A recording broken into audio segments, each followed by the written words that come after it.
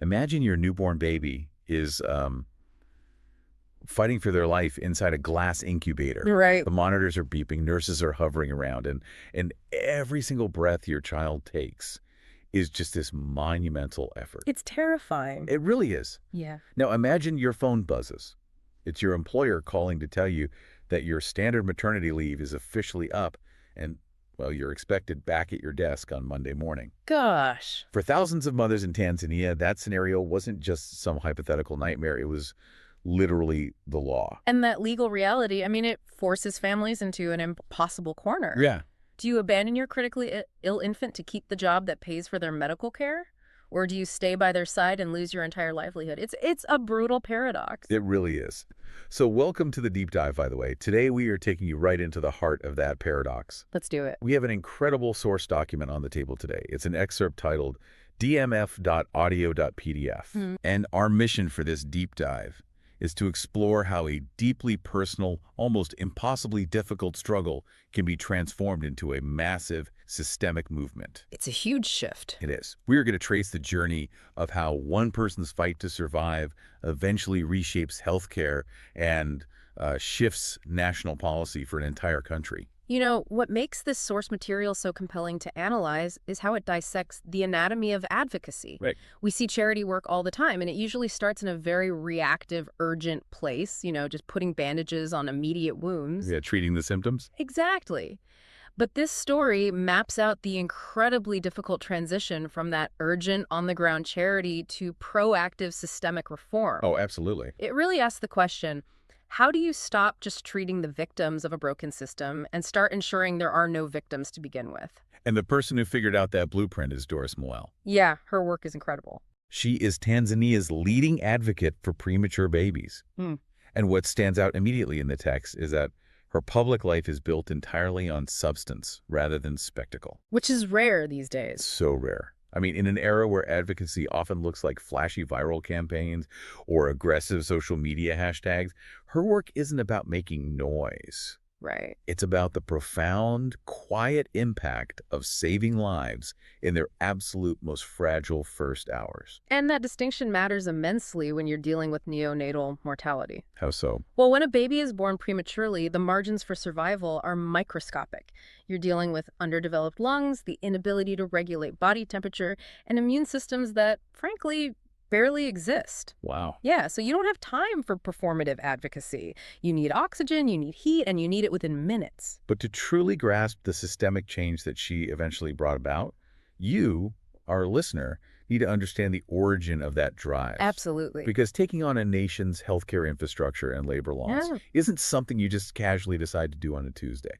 No, definitely not. And the source clarifies that Doris Mollel didn't come at this as an outsider looking for a noble cause to champion. Right. This was a fight for her own life that she retroactively turned into a movement. She was actually born premature herself. Which is just wild to think about. It is. She literally lived the crisis she's trying to solve. And that lived experience completely changes the stakes, doesn't it? Totally. So in 2015, she channels that personal history and founds the Doris Mollel Foundation, or DMF. The initial goal was singular and pretty desperate: give premature babies a fighting chance to live today. Because the reality on the ground in 2015 was dire. The source paints a stark picture of the healthcare landscape she was walking into. Oh, yeah. We're looking at hospitals lacking the fundamental physics of neonatal survival. Basic stuff. Right. They didn't have enough incubators to keep the babies warm. They lacked CPAP machines to keep tiny airways open. It's terrifying. It is. And critically, they lacked trained personnel because you can't just plug an incubator into a wall and hope for the best. All right, you need someone who knows how to run it. Exactly. If you deliver too much oxygen to a premature baby, you can permanently blind them. Oh, wow. Yeah, so the specialized knowledge gap was just as deadly as the equipment gap. Okay, let's unpack this, because I want to visualize what the foundation was actually doing in these early days. Sure. It feels a bit like dealing with a massive municipal water crisis. At this stage, DMF's work is like driving water trucks into a town where the reservoir is poisoned. That's a great way to put it. Right. It's absolutely necessary. You are keeping people alive today by handing out clean bottled water, so delivering neonatal equipment, identifying the gaps, mobilizing immediate resources. Yeah. But you aren't yet fixing the toxic reservoir or the broken pipes that caused the crisis in the first place. That analogy tracks perfectly with the concept of medical triage versus preventative infrastructure. Yeah. And to give credit where it's due, that water truck phase was executed with military precision. Oh, for sure. The foundation scaled this immediate intervention to a really impressive degree. I was looking at the numbers in the text, and they are, frankly, hard to believe for a grassroots foundation. The scale is massive. They eventually supported over 10 neonatal intensive care units across the country. 10. That's huge. And they donated more than 250 pieces of life-saving equipment. And regarding that knowledge gap we just discussed, they trained over 2,000 healthcare workers. Wait, I have to pause on that number. 2,000 healthcare workers? Yep, 2,000. How does a brand new foundation even pull that off? You don't just rent a hotel ballroom and teach neonatal intensive care over a weekend? No, you definitely don't. You do it by embedding yourself in the existing medical network. Okay. They brought in specialists, they facilitated hands-on mentorship programs, and they created a cascading training model. Like a train-the-trainer kind of thing. Exactly, where one trained nurse trains 3 more.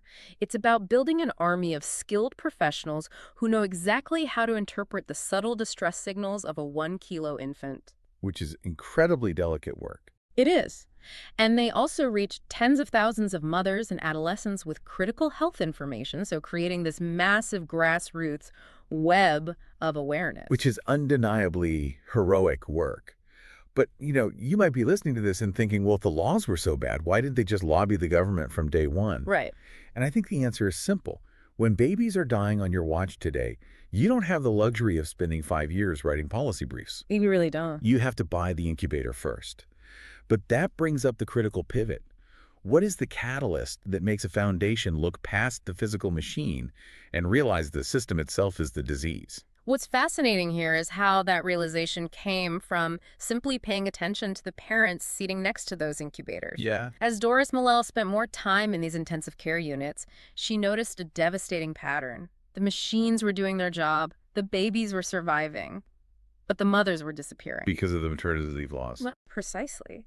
Under standard Tanzanian labor policy at the time, maternity leave was a fixed countdown that started the moment the baby was born. Oh, man. Right. But a premature baby isn't going home in 2 days.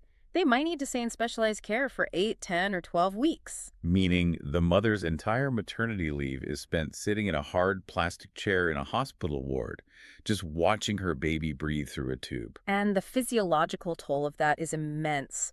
A mother in that situation is trying to pump breast milk, recover from a traumatic early delivery, and manage severe emotional terror. I can't even imagine. It's awful. And by the time that incredibly fragile baby finally reaches a weight where they can be discharged, the mother's legally protected time off has just evaporated. So she is forced to return to work on day 1 of bringing a medically vulnerable infant into her home. Exactly. An infant who likely still needs feeding every 2 hours and rigorous temperature monitoring. It pushed families to the brink of collapse. I mean, survival for a premature baby doesn't end when they leave the hospital. An incubator can regulate a baby's temperature, but an incubator cannot bond with a child. That's such a good point. An incubator cannot provide the specialized home care required while the mother is commuting to a full-time job just to keep her health insurance. The structural abandonment of these families is just glaring once you see it. It really is. And this highlights how incredibly difficult it is for a foundation to pivot. Because buying an oxygen tank is a logistical challenge, right? Sure. You raise the funds, you purchase the unit, you deliver it. But taking on a nation's legal code, you are suddenly dealing with government structures, established labor norms, economic arguments from corporate employers. It's a whole different ballgame. That is an entirely different battlefield. How do you even begin to fight that? You start by translating medical tragedy into policy language. The source notes that this transition required sustained advocacy, endless dialogue, and extensive coalition building. Which takes years. Yes. Doris Mollel had to gather the data from those 10 NICUs. She had to sit down with lawmakers and basically prove to them that the state's investment in neonatal healthcare was being actively undermined by its own labor laws. Oh, I see. Yeah, I mean, what good is saving a baby in the hospital if you legally mandate their primary caregiver to abandon them the day they go home? Here's where it gets really interesting. Because she didn't just argue the point, she won. She did. We move from the realization of this horrific systemic flaw to concrete action. Through all that sustained pressure, the government of Tanzania, under President Samia Suluhu Hassan, introduced a landmark policy shift. It is a massive victory. They fundamentally rewrote the timeline. Okay, tell me about the new law. So the new law dictates that maternity leave for mothers of premature babies now only begins after the child is discharged from specialized care. Let that sink in for a second, because the mechanics of that are brilliant. It changes everything. The clock is paused. Uh-huh. The time spent in the hospital is recognized as medical crisis time, not maternity leave. Exactly. That gives the mother the actual protected time she needs to care for her child at home, without the immediate threat of losing her job. And if we connect this to the bigger picture, the subsequent amendments they secured were just as revolutionary. They did more. Oh, yeah. They didn't just pause the clock, they fundamentally adjusted how the law views the biology of pregnancy. They extended paid leave to align with the full 40-week pregnancy term. Wait, explain the math on that for the listener. How does aligning with a 40-week term work in practice? Think of it in terms of gestational age. If a mother delivers a baby at 28 weeks, that baby is supposed to be safely growing inside the womb for another 12 weeks. Right, to hit 40. Right. Under the old laws, those 12 weeks of external growth would eat up her entire maternity leave. Oh, I see. But under the new policy, the time between 28 weeks and the standard 40-week full-term mark is structurally accounted for. Wow. The formal maternity leave designed for a newborn doesn't officially kick in until that baby reaches the developmental equivalent of a full-term infant. That is incredible. They basically forced the legal system to acknowledge the biological reality of premature birth. And they extended that logic to the fathers as well. Really? Yeah. The policy increased paternity leave, officially recognizing that a neonatal intensive care stay is a two-parent crisis. Which makes total sense. Right. You need one parent managing the hospital logistics while the other manages the home, or you need both parents supporting each other through the trauma. This represents a complete shift in the national perspective. They aren't just tweaking a calendar here. No. They are redefining how the state views these families. The text captures this perfectly. Doris helped Tanzania see premature babies not as fragile exceptions, but as citizens fully deserving of structured care, policy protection, and investment. The phrase fragile exceptions is so insidious, because it implies charity. Oh, that's true. When a society views someone as a rare, tragic exception, the response is usually to pass a hat around, buy them a blanket, and move on. Just a quick fix. Exactly. But when you label them as citizens deserving of policy protection, you codify their existence into the law of the land. You state that their survival is a systemic right, not a charitable gift. And what's fascinating about this strategy is how a legal victory unlocks physical progress. Yes. Because while they were winning these massive legal battles in the capital, they used that momentum to build actual physical infrastructure. Right. You need the facilities, too. Once the government legally recognized the rights of these babies, it paved the way for massive investments. The source details the construction of a state-of-the-art facility in the Kwimba district of Mwanza. Yeah, the Doris Mollel Foundation led the construction of a massive neonatal care unit there, and the scale is just a testament to what systemic advocacy can achieve. It's huge. We're talking about a facility worth 2.125 billion Tanzanian shillings, built with vital support from the organization Keep a Child Alive. A 2.1 billion shilling investment in a specific rural district isn't just about throwing money at a problem. It's about changing the geography of healthcare. Absolutely. The vital statistic the source provides is what that building actually accomplishes on a daily basis. Which is? That facility now serves over 1,300 vulnerable newborns annually. Wow. But the most crucial piece of context is that this local facility entirely eliminates the need for long, highly risky referrals to distant hospitals. Which is a game changer. For anyone who hasn't been in that situation, we need to explain what a risky referral actually entails for a premature infant. It's terrifying. It really is. You have a 2-pound newborn whose lungs are severely underdeveloped, who cannot generate their own body heat. Right. Previously, the only way to save them was to strap them into a vehicle, often traveling over incredibly rough, unpaved roads, and transport them over long distances to a major city hospital. And a transport like that is essentially a death sentence for a fragile infant. Yeah, the text is pretty clear on that. Ambulances in rural areas often lack portable, battery-operated incubators.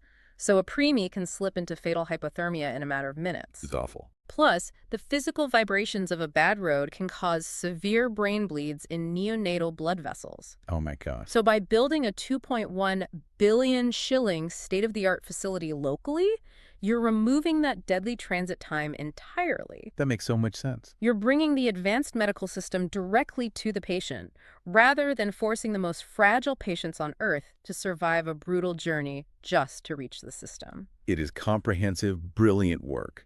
You start by bailing water, you eventually change the law to fix the pipes, and then you build a brand new state-of-the-art reservoir. Spot on. And work of this caliber naturally commands global attention. The deep dive into this source reveals that this model of advocacy didn't stay confined within the borders of Tanzania. No, the global health community definitely took notice. Yeah. The source specifically highlights that her work has gained significant international recognition. In March 2026, the World Health Organization honored Doris Mollel at their headquarters in Geneva. To map that trajectory is just astonishing. To go from fighting for your own life as a premature baby to fighting for a single incubator in a local hospital, all the way to standing in Geneva, being recognized by the WHO for leadership in advancing maternal and newborn health. And, the WHO recognition is the ultimate proof of concept. Yeah. It validates that the model she built, starting with immediate triage, identifying the legal roadblocks, building coalitions, and permanently changing national law, Right. is a universally applicable blueprint for global health advocacy.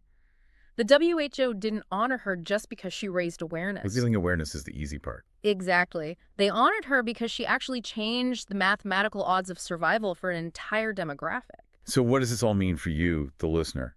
We've traced how one person's terrifying survival story evolved into a highly structured movement. A huge movement. A movement that trained thousands of medical professionals, built billion-shilling facilities, Right. and fundamentally rewrote national labor laws. Yeah. When you look at that entire journey, what is the core insight we should walk away with?